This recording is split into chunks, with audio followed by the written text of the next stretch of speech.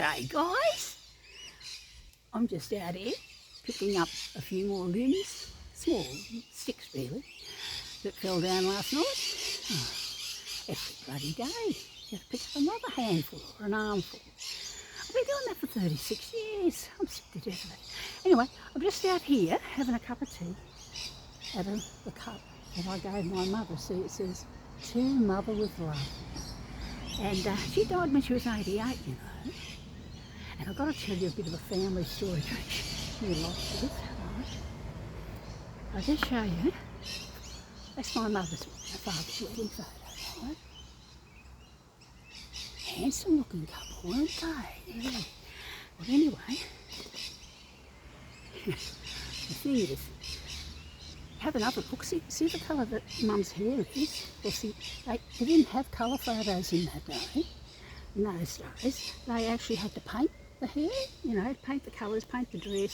Like Mum had to take a dress down, the blue georgette with the coffee lace. She had to take it down and leave it with the Greek Cypriot photographer, and he painted everything up. And Dad's suit had to be dropped off so he could get the pinstripes correct, the blue stripes in the suit.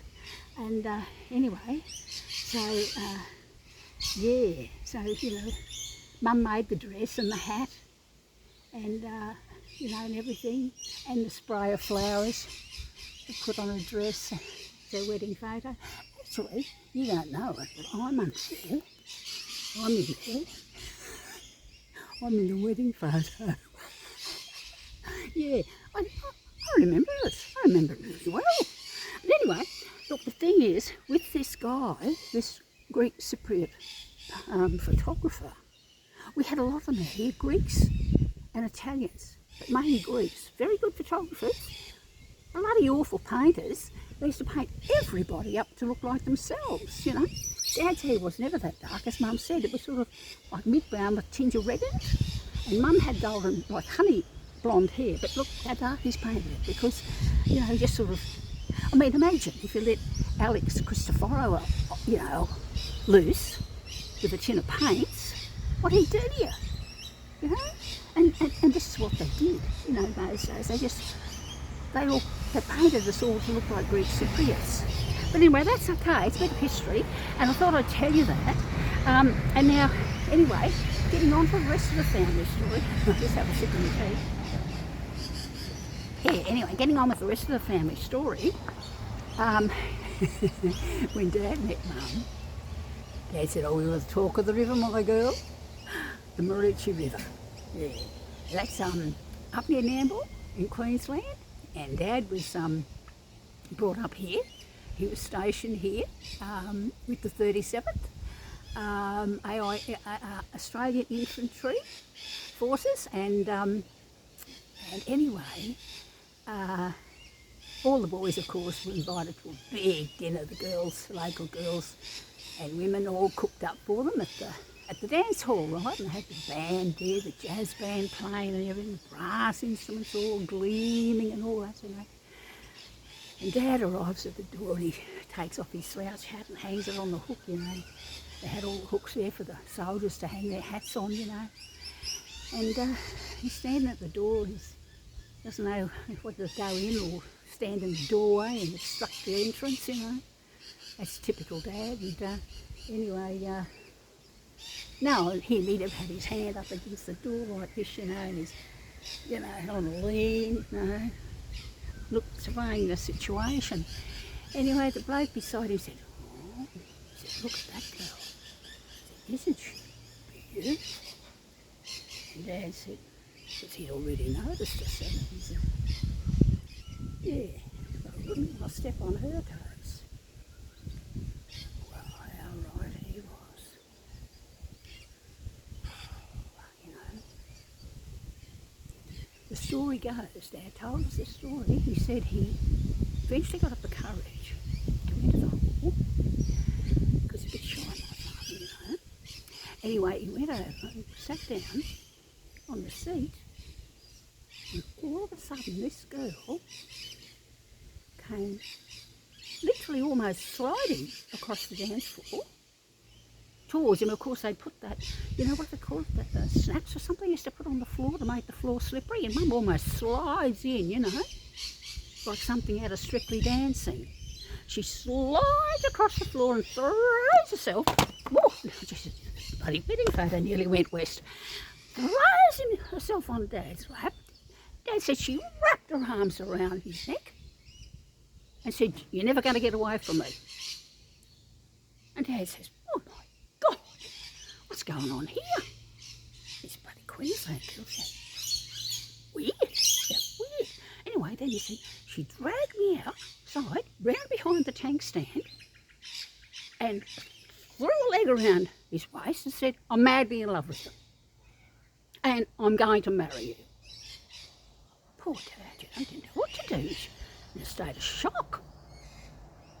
But anyway, he kind of got used to the idea after 1 or 2 minutes, you know, out there behind the tank stand. And, yeah, anyway, that's the story. Anyway, I also have to tell you know how I've been telling you how I eavesdrop on all these conversations in the astral realm, 5D, you know, the archangels. Well, I learned that little trick, that little habit you might call it. I picked it up like when I was a child, because Mum and Dad, Dad used to dance Mum around behind the fridge, you know, or at the other side of the fridge where we kids couldn't see, because we'd be sort of eating our dinner in the kitchen, you know. Dad would get up, see Mum, you know, doing something for the kitchen bench, and he'd grab her and he'd dance around behind the fridge, and they're giggling and laughing away, you know. So I used to get up from the table and I'd sneak, and I'd have my ear to the Kelvinator, you know, the 1959 Kelvinator fridge, and I'd be listening to what was going on around the other side of the fridge. And I'd say, I wonder how you do that.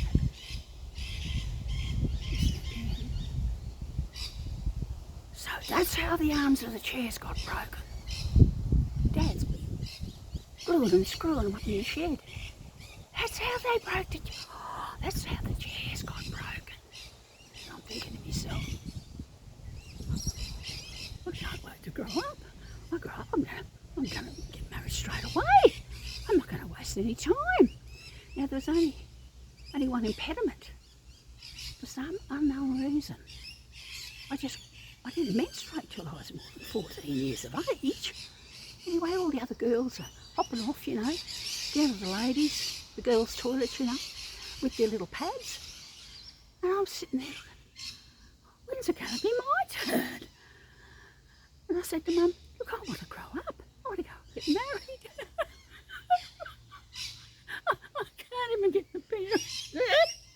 Mum said, don't worry, my girl. She said, I can guarantee you, my own personal experience, she said, the later you menstruate, the younger you'll look when you get older. She said, for every year late you are menstruating, you'll look 10 years younger when you get older. That's what she told me. I mean, I've never seen any evidence of it yet, but that's what she said. Okay, oh God, it's starting to rain. I'll try to get this done. It's dripping down here, you know. Anyway, just have another sip of tea, because a cup of tea in the rain's always nice, isn't it? Yeah.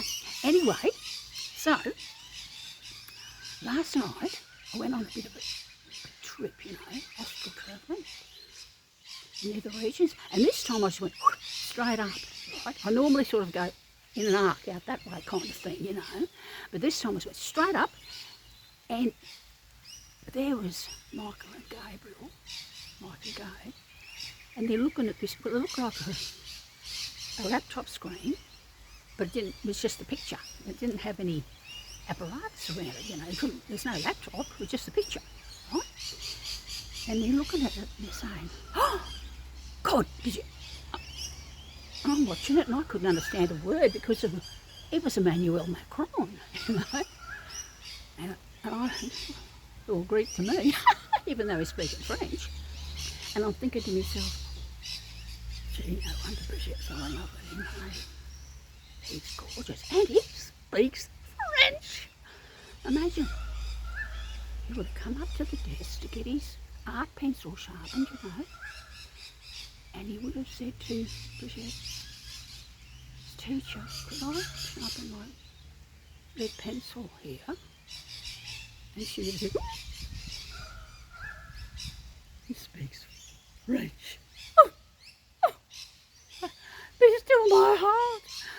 And he looked at her and he said, oh. When she gave him permission, he was, she speaks French. Oh la la. And she would have been saying, chocolat eclair. He would be saying, croissant. Anyway, getting back to I'm watching this on the screen, right? Anyway, Michael says, oh my God, he said, because they can understand all the language he's saying. And he says, did you hear that, Gabe? He said, did you hear that? He said, he just threatened Putin with World War III. And Gabe said, he didn't, did he? Is that what he said? He said, I didn't catch that bit. He said, but didn't the boss say that there wasn't going to be a World War III? And Michael says, that's right, that's what he told us. But look, he just said, you know, we're going to come and get you, we're going to put troops, we're going to come after you, you know? And anyway, Michael says, that can't be right. He must be deviating from the contract. He can't do that, he can't deviate. And Gabe says, well, you know, what? It's happened before. It has happened before. And Mike says, oh, check the records, check the records, check the records. No, keep going. That's 2023. No, that's about Nord Stream. They're laughing about Nord Stream, him and Olaf. No, keep going. There it is. Oh, this is the contract.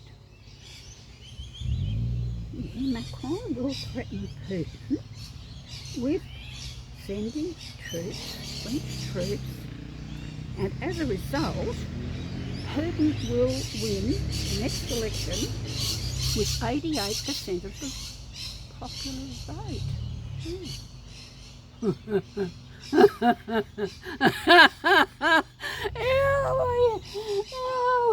That's a relief, Gabe. Come here, mate. Oh, we no need to worry. Come here, I'll give you a hug. Come on. Oh, put your wings in. This ain't a flying school. Patty. Oh, you'll be right, Gabe. Oh, you're a tender-hearted fella. Yeah, anyway, they're comforting each other, you know, especially my babe to comfort Gabe. Gabe, look, he gets stressed pretty easily, you know.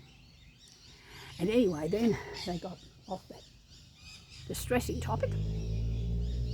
And they started talking about the dinner they had the other night and how Gabe cooked up a really nice spaghetti. Yeah, and they really enjoyed the angel's food to follow. And that's another thing. It's my father's favourite food, angel's food. He loved it. But you know, Mum never ever made it for him. So I don't know why Mum won't make angel's food. But I think it was because he kept going on about the bloody angel's food he used to eat at the dances in Victoria before he met my mother. You know, all the girls down there making angel's food for him. Mum wasn't going to join that club, no. She had to cook, you had to eat what she cooked. Never mind the bloody angel's food. But I heard Dad talking about angel's food till the day he died. Till the day he died. Yeah. I don't know why I didn't ever learn to make it. I know. I cooked a lot of things, my father, but I was sort of a bit scared to go against my mother. She had this thing against angel's food. I said to Dad once, you know,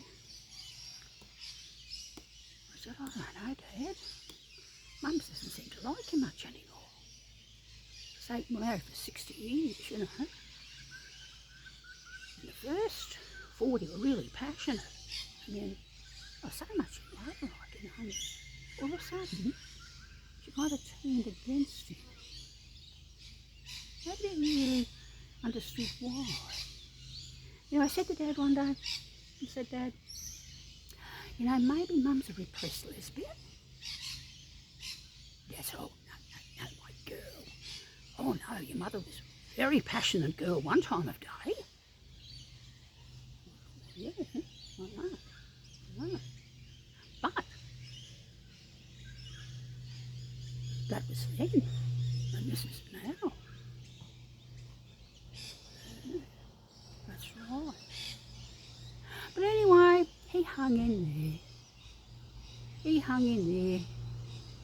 And all his life, he only ever saw my mother in her little blue Georgette dress and a little blue umbrella with the lace around the edges of it, trotting in her little blue high heels down the railway track to meet him when he went away without leave from the camp years ago, you know. And my dad was a marathon runner. So he had to run 8 miles down the track to meet my mother and 8 miles home again, but he went every night without fail. God help him if he hadn't turned up, eh? Yeah. As Dad said, when he first saw her, I wouldn't want to step on her toes. And he was right. So that's a little family story, and I hope you enjoyed it. And needless to say, I loved them both equally.